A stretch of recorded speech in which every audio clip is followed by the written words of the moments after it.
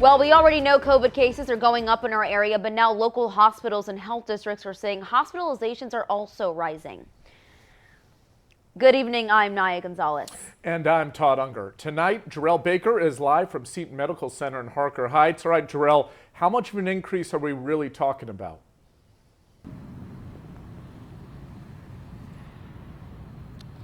Well, local health officials say that it's enough to be concerned. Now, they're saying that we're not seeing a big jump like we saw last year, but they're hoping that people take action now before it gets worse. Several hospitals in Bell County, like Seton Medical Center, are seeing more COVID-19 patients taking up beds. Over the last few weeks, it's risen. We at one point post kind of that big pandemic surge, we were running a census of around 2 COVID patients at one time, and then we've jumped up to 10 earlier this week, and now we're kind of back down to 6. The same goes for McLennan County.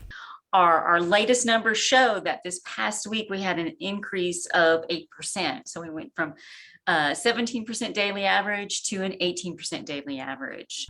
Local health officials say the Delta variant is confirmed in some cases across Central Texas.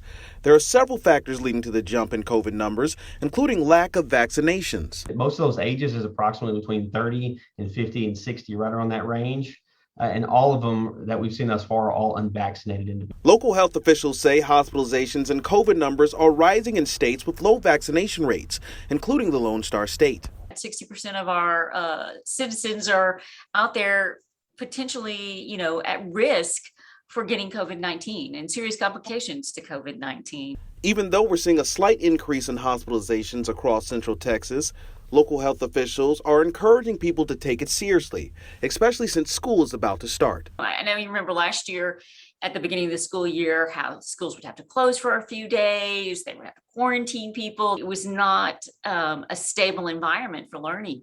You get that vaccine, you create that normalcy and that stability for your kids.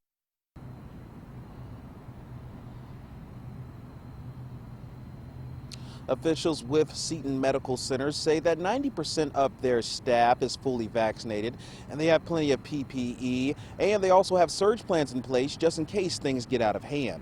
Live in Bell County, JARELL Baker, 25 News. Thank you, JARELL. Baylor Scott and White Temple issuing a statement tonight. Quote, "We currently have sufficient capacity and staffing to care for COVID-19 patients and others, but we have seen a significant increase in the number of COVID positive patients who are requiring hospitalization and intensive care." Bell County Public Health has moved the county's COVID-19 threat level from minimal to moderate. The interim health director saying, quote, "The number of new cases coming in each day closer to the end of the week showed a continuous increase. We need to continue to watch the cases coming in and encourage those unvaccinated to get vaccinated or protect themselves by following CDC guidelines."